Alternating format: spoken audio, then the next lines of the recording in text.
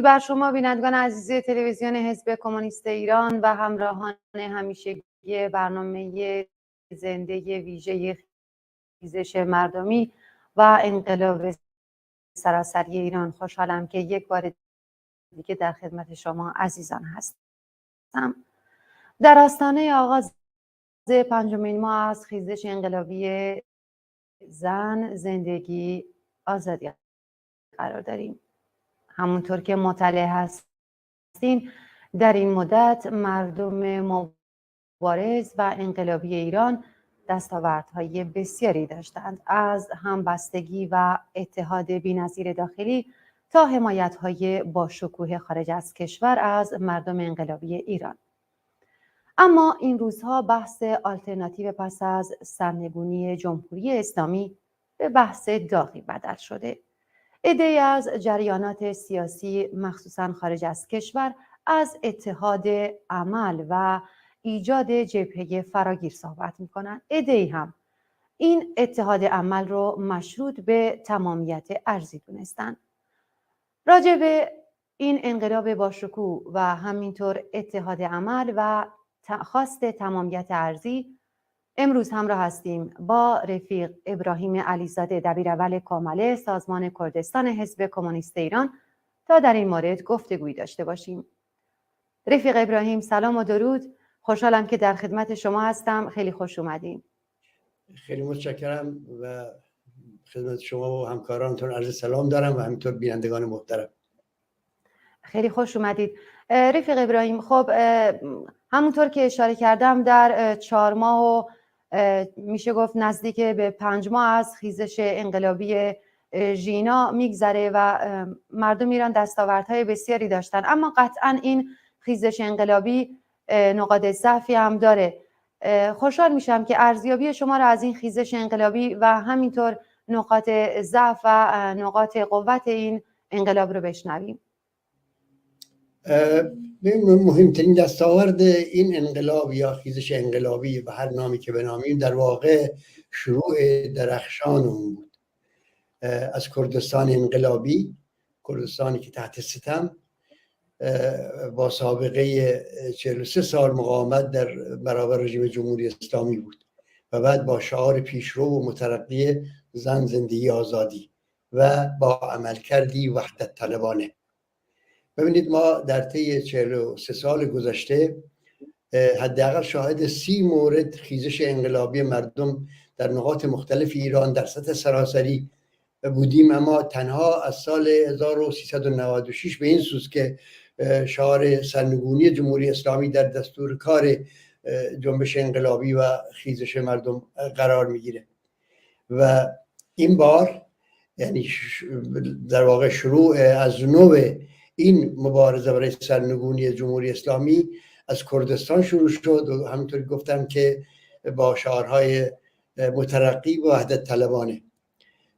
مهمترین دستاورد این جنبش تداوم اونه، یعنی اینکه ببینید در تمام این چند موردی که ازش بهش اشاره کردم همه جا متاسفانه ما شاهد این هستیم که این خیزش ها در بیشتر از چند روز یا چند هفته حد اکثر دوام نداشتن و جمهوری اسلامی اینا رو سرکوب کرده و جنبش ها و خیزش ها فروکش کردن تا خیزش بعدی.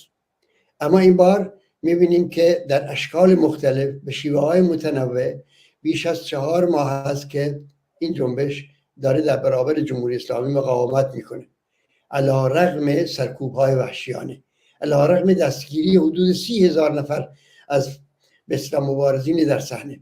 ببینید در هیچ کدوم از سرکوب های قبلی این مثلا میزان از دستگیری رو شاهد نبودیم و بعدم البته کشتار هم کرده و اعدام هم کرده و سرکوب های خیابانی هم در جریان بوده. یعنی در مجموع میتونم بگم که دشمن در واقع از همه توان خودش برای سرکوب این جنبش استفاده کرده. بنابراین تا اینجاش دستاورد روحیش رو حفظ کرده، بعد سطح خیلی بالای از فرهنگ و هنر انقلابی رو در سطح جامعه رواج داده، هزاران فعال هنری، فعال سیاسی جدید به صفوف این خیزش های که تا حالا معمولا در شرکت مستقیم نداشتن جذب شدن، فعالش شدن و فعال پیشرو شدن. و به علاوه می‌بینیم که زنان پیشاهنگ این مبارزه هستند. زنان که در طی 43 سال گذشته بیشترین تحقیرها، بیشترین ستم‌ها، بیشترین آزارها را از دست جمهوری اسلامی کشیدن، امروز به پیشاهنگان یک جنبش انقلابی تبدیل شدن. جنبشی که شعارهاش، مطالباتش، شکل به اصطلاح فعالیتش از مرزهای ایران فراتر رفته و برای خیلی از زنان ستمدیده منطقه نقطه امیدی تبدیل شده و در واقع میتونم بگم حتی جنبه جهانی پیدا کرده و یک عشق و علاقه جهانی رو نسبت به این جنبش و اهدافش جلب کرده. ما اینو در عکس العملایی که در نقاط مختلف دنیا در جریان است میبینیم. بنابراین از این لحاظ هرچه صحبت کنیم از دستاوردها کم گفته ایم و خب ممکن است اشکال مقاومت متنوع بوده، عوض شده باشه. در روزهای اول حضور خیابانی در کف خیابان بیشتر بود، چشمگیرتر بود. به تدریج شکلی از اعتصاب عمومی در بعضی از نقاط ایران گسترش پیدا کرد، در کردستان که همون اول توده‌گیر بود و به هر حال این خیلی طبیعیه، یعنی طبیعیه که یک جنبشی فراز و فرود خواهد داشت. اما به هر حال ما میدونیم که این توده ها به نیروی خودشون آزاد میشن و این نیروی وسیع در سطح جامعه در میان طبقه کارگر و در حضور میلیونی طبقه کارگر نهفته است. بنابراین هنوز اگه از کمبودی صحبت میکنیم اینه که این طبقه به عنوان یک طبقه اجتماعی و در مقیاس سراسری و با شعارهای سیاسی خودش هنوز به میدان نیامده. یعنی مطالباتش هست، اعتراضات اینجا و اونجا در جریان هست. هیچ وقت از طبقه کارگر از مبارزه برای مطالباتش عقب ننشسته، ولی هنوز اون رسالت تاریخی که برای تغییر انقلابی این جامعه بر دوشش هست هنوز در این سیما و در این حد و توان ظاهر نشده و این امریه که در دستور ماها و آینده این جنبش قرار داره. من میخوام اینجا هم باز تأکید بکنم، ما از همون اول هم گفتیم که نبایستی به مردم وعده پیروزی های زودرس داد. اونایی که عجله دارن به هر شکلی سر و ته این خیزش و این انقلاب سر هم بیارن و از ادامه و صدامش نفعی رو تصور نمیکنن برای خودشون و برای گرایششون، اونا آره وعده سرخرمن به اصطلاح پیروزی های زودرس احیانا به کمک های خارجی و به وسایل غیر متعارف در نظر داشتن، ولی ما که جامعهمون رو میشناختیم و ماهیت و جوهر این انقلاب رو درک کردیم میدونستیم که یک پیروزی زودرسی در دستور نیست، ولی در این حال پیروزی قطعی است و این جنبش سر عقب نشستن و کوتاه آمدن از خواست خودش، هم خواست اثباتیش که عبارت از زندگی آزادی است و هم خواست سلبیش که عبارت از سرنگونی دیکتاتوری جمهوری اسلامی است. هر دو جنبش حضور عینی دارند هنوز و در واقع هم مردم میدونن چه میخواهند و هم میدونن چه نمیخواهند و این یک پدیده جدیدی در بین این خیزش های مردمی و انقلابی سالهای اخیر در ایران هستش. رفیق ابراهیم، شما اشاره کردیم به اینکه نیروی سرکوبگر رژیم و رژیم از تمام توانش استفاده کرده، اما اشاره کردیم به اینکه خب مردم از تمام نیروشون استفاده نکردن، هرچند که قطعا فرد به فرد در این اعتراضات هستن، مخصوصا طبقه کارگر، اما میشه گفت این نقاط ضعف این خیزش هستش. چیکار باید کرد؟ که آیا زمان لازمه؟ آیا سازماندهی لازمه که تمام آحاد مردم از جمله طبقه کارگر با شعار خودشون و با خواست خودشون به عنوان یه طبقه بیرون بیان؟ باید چی کار کرد؟ خب بدونید بدون شک زمان لازمه. 43 سال حاکمیت دیکتاتوری جمهوری اسلامی همه نیروهای اپوزیسیون رو تار و مار کرده بود. در واقع اگه شما نگاه کنید هزاران نفر اعدامی ده ها هزار نفر از فعالین چپ فقط و چند میلیون نفر ایرانی مخالف جمهوری اسلامی همشون جلای وطن کردن و همشون در کشورهای مختلف جهان پراکنده شدن. در داخل کشور میدونید وحشیانه ترین سرکوب‌ها را اعمال کردن. خب این مثلا وضعیت رو نمیشه یک شبه برطرف کرد. درست شرایط انقلابی به ما امکان میده که ضعف‌های چندین ساله رو به سرعت جبران کنیم، اما هنوز فرصت لازم داریم تا بتونیم بر این ضعف‌های تاریخی که ایجاد شده به وجود اومده و به اضافه تفرقه‌هایی که ناشی از وضعیت جهانی به ویژه نیروهای چپ و تفرقه خود طبقه کارگر و همه ایناست، بر اینا غالب بیایم. این فقط زمان میخواد و این به نظر من در جریان مبارزه به تدریج تأمین میشه. شما فکرشو بکنید، این مثلا 30,000 نفر انسانی که داخل کشور به زندان ها افتادن، اون صدها نفر فعال سیاسی پیشرویی که اکنون در زندان ها هستن، همه در این پروسه تجربه اندوختن، تجربه بازم تجربه میاندوزن. به تدریج اشکال سازمانی جدیدی وجود خواهد آمد و اینا رو ما میبینیم به تدریج، میبینیم این پیشرفت ها و این دستاوردها رو. بنابراین بله، ما به اصطلاح تداوم این جنبش در این حال ضامن پیروزی انقلابی اونه. یعنی فقط در این صورت هست که نیروهای ارتجاعی، نیروهایی که در کمین نشستن تا سر این جنبش رو به نوعی زیر آب کنند، اونا فرصت نخواهند یافت تا از ضعف‌های ما و از ضعف‌های این جنبش استفاده کنند برای اینکه این جنبش رو به اصطلاح به شکست بکشونند. بسیار سپاسگزارم. رفیق ابراهیم، برگردیم به بحث آلترناتیو پس از جمهوری اسلامی که این روزها بحث داغی هم هستش. خب یک سری از نیروهای مخصوصا خارج از کشور، اونایی که در سرنگونی جمهوری اسلامی متفق القول هستند، صحبت از تشکیل جبهه فراگیر دارن و اینکه صحبت از اتحاد عمل. دیدگاه شما در این مورد چیه؟ آیا میتونه این کارساز باشه؟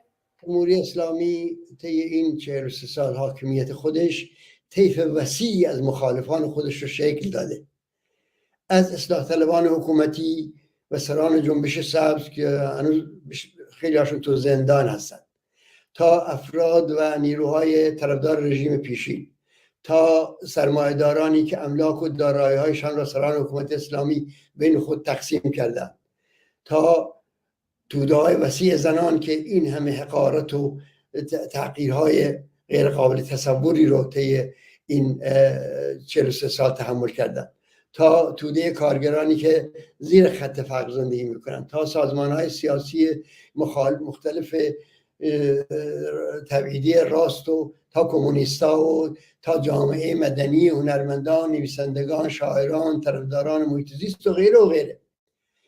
همه اینها، این طیف وسیع از مخالفینی که جمهوری اسلامی در برابر خودش ایجاد کرده، دارای دیدگاه‌های سیاسی متفاوت، برنامه‌های متفاوت، منافع طبقاتی متفاوت هستند. واضحه که همه اینها رو نمیشه توی کاسه کرد و زیر چتر گرد آورد. این خوشباوری و حتی میتونم بگم که فریبکارانه است. اون چی که در گام اول مطرحه اینه که احزاب و نیروهایی که برنامه‌های اجتماعی برای آینده ایران دارن، نه فقط با شعار نفی سلبی خود میگن، با شعار سرنگونی، بلکه با برنامه اجتماعی هم خودشون رو به جامعه معرفی کنن. یعنی برنامه هاشون رو با مردم در میان بگذارن، مردم بتونن بر مبنای این برنامه ها و همچنین بر مبنای عملکرد امروزشون در موردشون قضاوت کنن، تا جایی که این خیلی ضروریه، تا جایی که حتی پیشنویس قانون اساسی آینده ایران از همکنون تهیه بشه و بحث گذاشته بشه و یعنی یک کاری بکنیم که مردم انقلابی قربانی اهداف مبهم خودشون نشن. فرهنگ عمومی در مورد اون چیزی که میخواهند در جزئیات ارتقا یابد. شعار زن زندگی آزادی با همه پیشرو بودن و نمادین بودنش، ولی کافی نیست برای اینکه ما بگیم جامعه آینده ایران چگونه جامعه خواهد بود. این باید در همون قانون اساسی که از همکنون باید به بحث گذاشته بشه. بنابراین فکر میکنم بر اساس این با وجود این تفرقه ها، بر اساس این بلوک بندی های مختلفی که وجود داره، مثل بسیاری از جاهای دنیا جناحهای چپ و میانه و راست باید تشکیل بشه.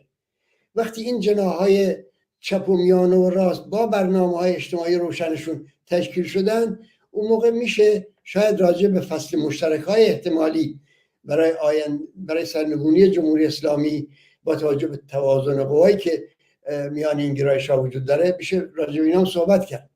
اون چی که امروز مهمه اینه که اولا این دیالوگ متمدنانه و این رفتار متمدنانه که گرایش‌های مختلف این بلوک‌ها و این طیف‌ها با هم دیگه دارن، این باب بشه. این گرایش‌ها به دور از رفتار متعصبانه با هم رفتار کنن. متاسفانه می‌بینیم در خارج کشور الان جناح راست رفتارشون در حد قد و قوارشون هم نیست. با استفاده از تلویزیون‌های پربیننده و امکانات مادی که دارن در مورد نیرو و توانایی خودشون دچار توهم هستند و بر اساس این توهم در وحدت بین صفوف معترضین در خارج کشور را هم در واقع بهش ضربه زدن. بنابراین اون چیزی که مهمه اینه که بایستی اون بلوک‌های مختلف سعی کنند بر اساس برنامه‌های واضح و ارائه اونها به مردم و عملکرد همکنونی بر اساس اونها، بر اساس اینا بیان خودشون رو در معرض قضاوت قرار بدن و هر کدوم تلاش کنن با رفتار خودشون مقبولیت اجتماعی پیدا کنن. اون موقع ما میتونیم راجع به این اصطلاح هماهنگی ها و همکاری ها احتمالی هم صحبت کنیم.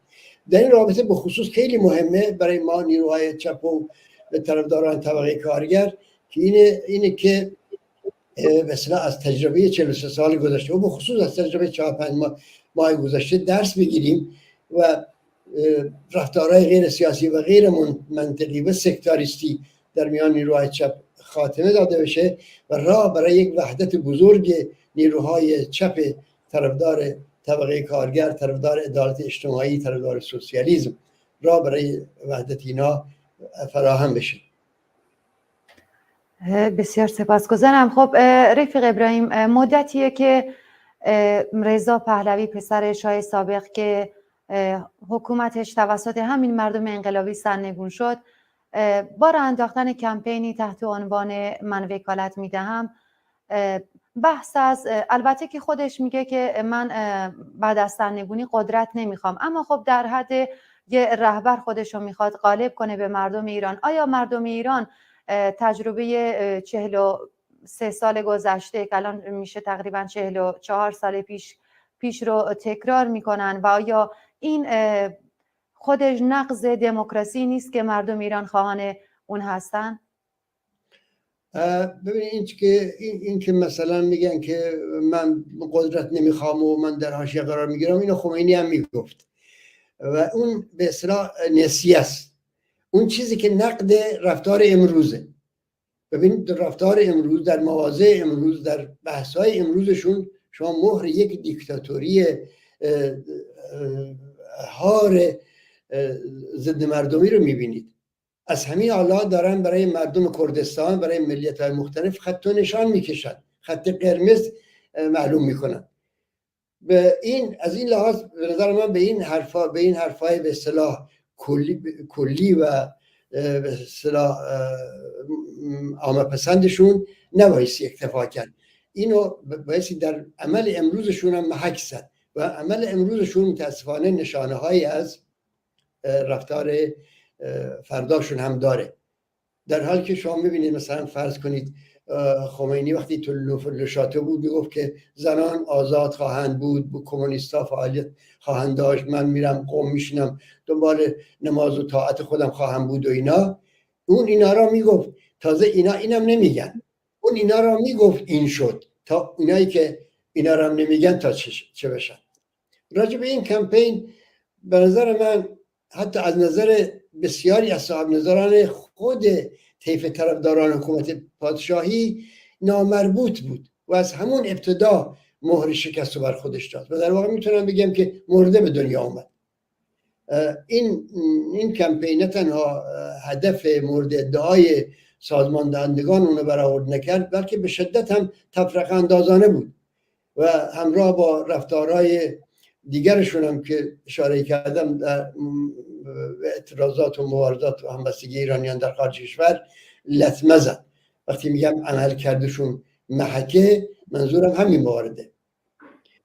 ببینید، اما در مورد حق ملت که از همه کنونا برای ما خط نشان میکشن و خط قرمز میدن، به نظر من این خودش یکی از معیارهاییه که میتونه نشون بده که اینا از چه تخم ترکه‌ای خواهند بود در آینده ایران.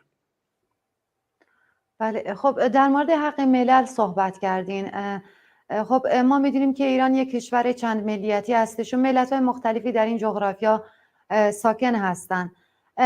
بحث این تمامیت ارضی و اینکه ناسیونالیست‌های مخصوصاً ناسیونالیست‌های خارج از کشور این بحث رو مطرح کردن در رسانه‌های اجتماعی و اینکه ایران شبیه بالکان میشه و ایران تجزیه میشه و اینا، آیا چنین ادعایی درسته؟ آیا این ملیت‌ها که مخصوصاً ملت کرد که سالهاست برای آزادی، برای برابری داره مبارزه میکنه، این نقض نیست؟ و آیا پیش کشیدن تجزیه طلبی هدفشون چیه با پیش کشیدن اینکه خب ملت‌های کرد یا ملت کرد یا ملل‌های مختلف در ایران میخوان که ایران رو تجزیه کنن؟ چه هدفی از این موضوع دارن؟ و تشکیلات ما کماله و حزب کمونیست ایران نظرش در این مورد چیه؟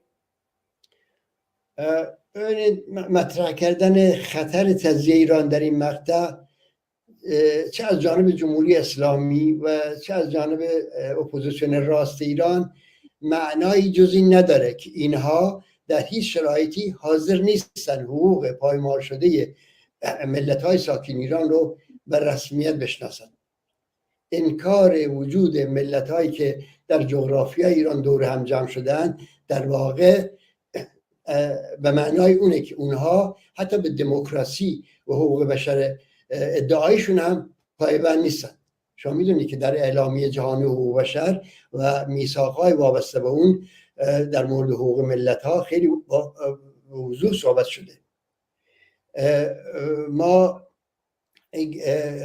ببینید هیچ گرایشی از آزادی خواهی در این آلترناتیوی که اینا برای آینده ایران در نظر دارن نمیبینیم. اما میخوام اینجا به اصطلاح تأکید بکنم که ما حقوق ملت کرد رو، حقوق مردم کرد رو از اینها مطالبه نمی کنیم، زیرا اینها رو آلترناتیو ممکن برای آینده ایران نمیدونیم، یعنی آلترناتیو این انقلاب نمیدونیم.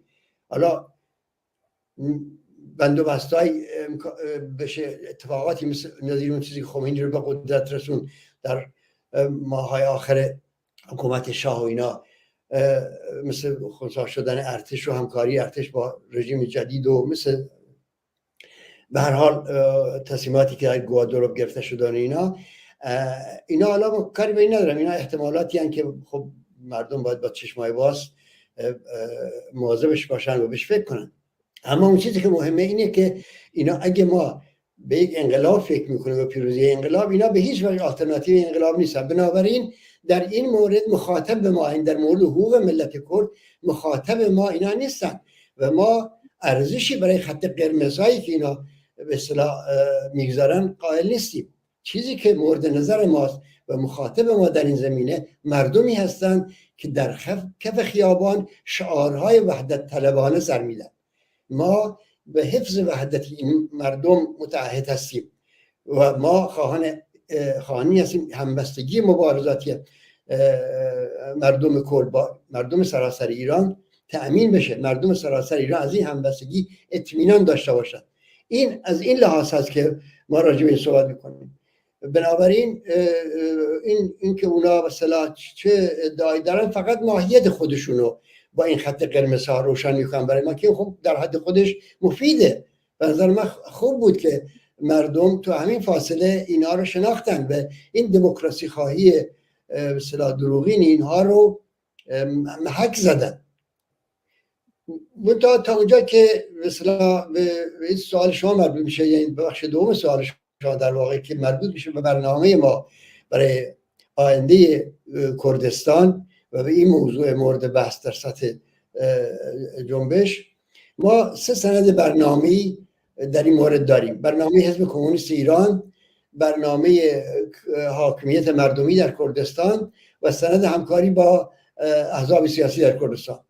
در همه این اسناد تأکید ما بر حق تعیین سرنوشت است، یعنی حقی که در یک رفراندوم آزاد مردم در مورد اون تصمیم بگیرند. اما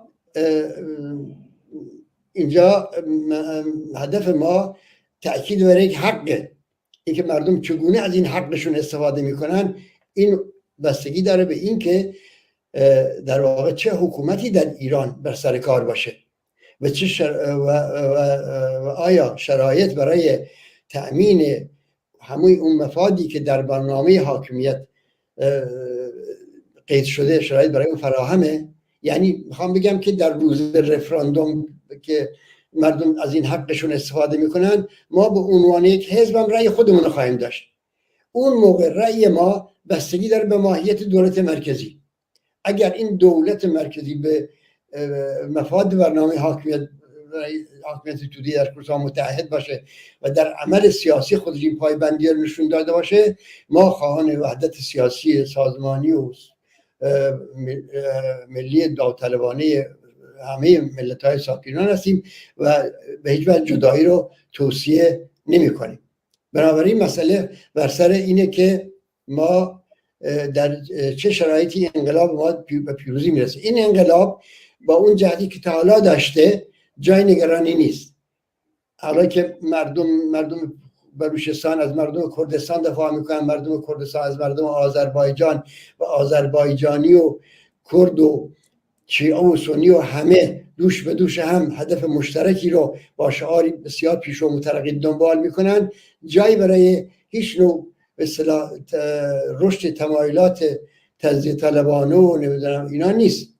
ولی اگر روزی از روزها این ملت قرار باشه تحت همین فشارهایی که 43 ساله درش قرار داشته و در زمان شاه درش قرار داشت، اگر بخواد با این ارتجاع نسازه، با این سرکوب نسازه، خب این حق طبیعی خودشه که جدا بشه. اتفاقا من فکر میکنم که این مثلا جناح راست اپوزیسیون ایران و با گرایشات شوونیستی که از خودش نشون میده بیشترین ضربه رو به وحدت مردم ایران میزنه. و اتفاقا اگه قرار باشه از مثلا به هم زنندگان وحدت و تجزیه طلبان صحبت کنیم، اونا هستن که با این کار یه حق مسلم دارن به اصطلاح آب به آسیاب جمهوری اسلامی میریزن و از این لحاظ اتفاقا در همون زمینی بازی میکنن که جمهوری اسلامی داره بازی میکنه.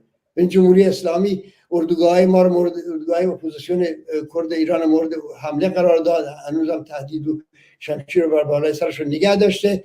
تمام مثلا توضیح و بهانه‌اش بود که این تجزیه طلبان هستن که دارن این جنبش و این حرکت ها رو دامن میزنن و اینا و از خارج کشور رو از طریق اونها داره مثلا از اونجا آب میخوره.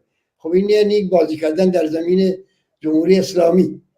بنابراین من چیزی که فکر میکنم الان مردم باید با چشمان باز بهش توجه کنن و خطاب ما به اونا اینه که ما بایستی به مردم کردستان اطمینان بدیم و به مردم بقیه ایران هم اطمینان بدیم که وحدت تا اونجا که به کار ما و فعالیت نیروی چپ و رادیکال این جامعه مربوط میشه، حفظ این همبستگی مبارزاتی برای ما در اولویت قرار داره.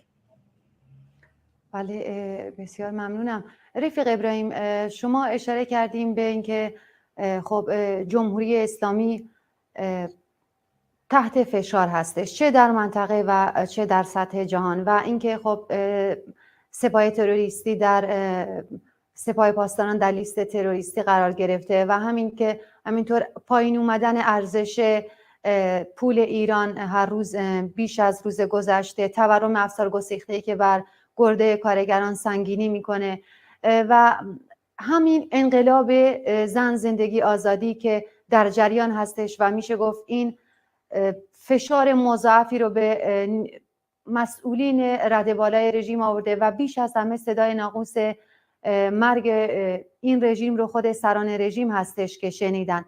منظورم اینه که از همه جهات احاطه شده و زیر فشارهای مضاعف هستش. اما خب با تصویب دستمزد سال آینده که بسیار کمتر استش و افزایش بودجه نیروهای سرکوبگر و همینطور تصویب قوانینی که خب در طول تقریبا 5 ماه گذشته یکی از خواسته های مردم معترض مخصوصا زنان که پیشقراولان این انقلاب بودن لغو حجاب اجباری بوده و روز به روز هم اونطور که از سخنانشون پیداست این قوانین رو سفت‌تر و سخت‌تر میکنن. شما نظرتون در این مورد چیه؟ میخواستم اینو به عنوان سوال آخر بپرسم که با توجه به شرایطی که جمهوری اسلامی در اون قرار گرفته و فشارهایی هم که به مردم از جمله زنان میاره، این دوتا با هم در تناقض هستن. دیدگاه شما در این مورد چیه؟ ببینید جنبه‌های مختلف داره این سوال شما. تا اونجا که به مسئله به اصطلاح قرار گرفتن سپاه پاسداران در لیست ترور و فشارهای غرب و اینا مربوط میشه، به نظر من اینا دولت‌های غربی هیچ کدومشون تا حالا نرفتن روی به اصطلاح بحث تغییر رژیم. هنوز در فکر اینن که بلکه از درون همین رژیم یک آلترناتیوی که به اصطلاح منطبق باشه به منافع امروز و فردای اونا بیرون بیارن و از فشارهای از وجود اپوزیسیون هم به عنوان فشار برای کسب امتیاز هنوز استفاده میکنن. کما که میبینیم که این بازی به اصطلاح موش و گربه رو انداختن. از یک طرف پارلمان اروپا رأی به در لیست ترور قرار گرفتن سپاه پاسداران میده، از طرف دیگه شورای اروپا اونو رد میکنه و همینطور آمریکایی‌ها با رفتارهای متناقضشون با به اصطلاح بندوبست‌های زیر به زیر و پنهانیشون با جمهوری اسلامی بر سر برجام و اینا باز همین رویه رو دارن دنبال میکنن. بنابراین از اون لحاظ فکر نمی‌کنم هیچ به اصطلاح کسی بتونه کیسه‌ای برای آینده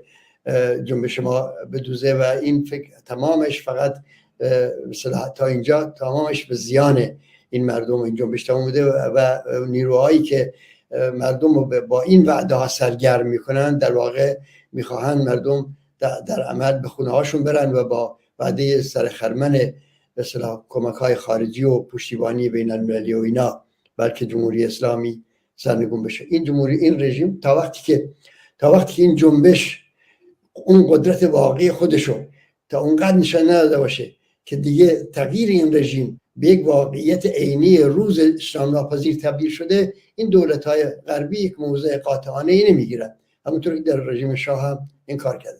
اما در مورد بحران اقتصادی و فشارهایی که به مردم وارده، این به اصطلاح موضوع به نظر ماهای آینده است. بودجه امروز امسال ایران یک بودجه ورشکسته ایه. الان افتادن به این که اموال دولتی رو بفروشن، به وزارتخانه ها امکان دادن که خودشون برن کسب درآمد کنن با فروش اموال دولتی، به اصطلاح اونایی که به نظر خودشون سودآور نیستن.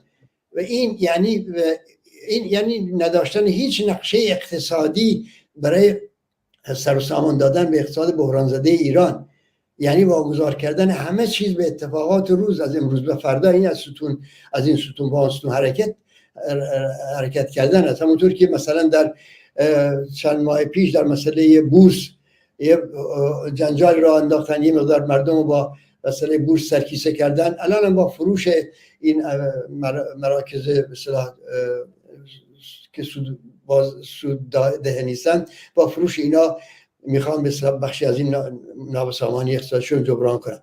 در هر حال این رژیم حتی اگر پول هم داشته باشه، اگر فردا برجام هم به اصطلاح محاصره اقتصادی هم رفع بشه، این سیستم اونقدر فاسده که همه این پولها رو در خودش قورت میده و همه اینا رو در واقع به فساد فزاینده تبدیل میکنه و استعداد اینو از دست داده که بتونه اقتصاد این کشور سر و سامان بده. حالا مضافاً محاصره هم هست، پول نفت هم اونطوری که باید شاید به دستشون نمیرسه. من فکر میکنم که رو ماهای آینده دور اون مردم کارگر و زحمتکشی است که از هر نوع به اصطلاح تغییری در وضع زندگیشون با وجود این رژیم ناامید شدن و به تدریج به صفوف این اعتراض همگانی که در جریان هست خواهند پیوست. این امید ما برای ماهای آینده است و اولویت ما هم بایستی در همین زمینه باشه. بسیار سپاسگزارم رفیق ابراهیم. خب اگه میخواین که صحبتی داشته باشیم و من در سوالاتم ازتون نپرسیدم، نکته خاصی از در آخر بفرمایید. نه متشکرم، شما خسته نباشید. متشکرم از اینکه وقتتون رو برای این گفتگو گذاشتین و سپاسگزارم از شما بینندگان عزیز تلویزیون حزب کمونیست ایران که با ما همراه بودید. تا دیداری دوباره، شاد و سربلند باشید. به امید پیروزی.